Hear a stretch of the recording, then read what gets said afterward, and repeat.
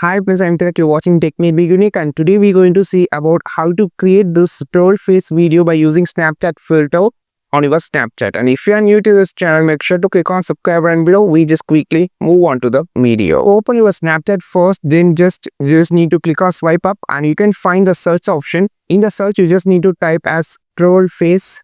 So just type as a troll face, and here you can find the first filter with a black shade on the first filter. This is as I just said.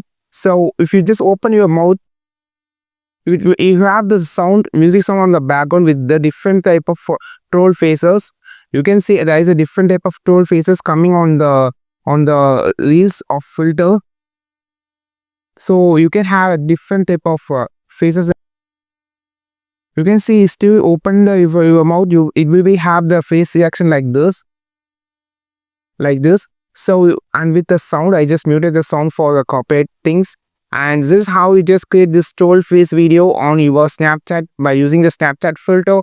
And if you are new to this channel, subscribe this channel for more content like this. And you will meet on next video with the super valuable content. This is Tilak signing off from Tech Made Be Unique. Have a wonderful day.